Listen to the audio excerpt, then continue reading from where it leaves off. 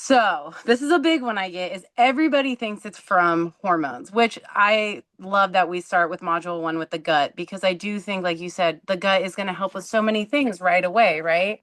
So when someone has hormonal Right. acne, what are some of the common hormone patterns that you see, and how does the course help them support their hormones even if they've never run a lab test? And you're right. Everybody says that their acne is hormonal, and everybody is right. So all all I acne didn't know is that. all acne has some level of hormonal involvement. But the difference is that some people hormone abnormalities are the primary driver, and for some people hormones are kind of the secondary problem. Mhm. And it's really trying to understand where your primary abnormalities are, what the primary drivers are for you, and then the hormones fall into place. So um, the way I look at it is there's kind of two different types of hormonal acne. One, especially for women, of course, is when the androgens are high. So androgens are the male hormones, so testosterone, DHEAS from the adrenal glands.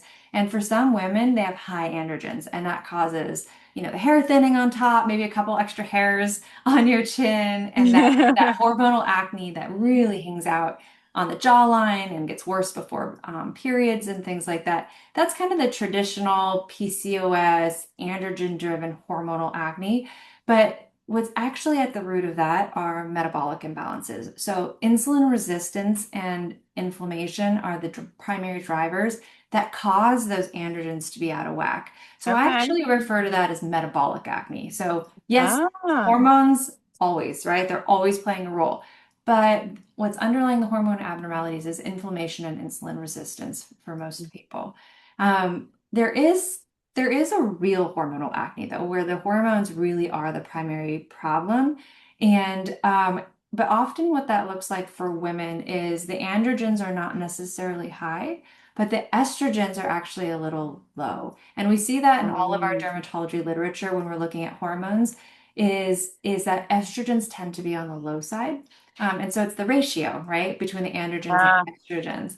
And the things that we see, there's certain profiles, different types of people that you see with different types of acne. And low estrogen is often caused by chronic stress. It's caused by over exercise and thyroid abnormalities, among mm, other things, hormone disrupting chemicals and whatnot. But these tend to be our overachievers, right? yeah. That are doing everything perfectly to a T, and they're still breaking out on their cheeks. So those are the two primary types of hormonal acne that we see, but hormones are involved in all acne. And so no matter what is causing your hormonal imbalances, what we do in this course is we address all of those things. We're addressing endocrine disrupting chemicals in the environment. We're addressing gut health, which Mm. causes inflammation and hormone imbalances and insulin resistance. We're addressing stress, at least to a degree, with your amazing, you had a friend.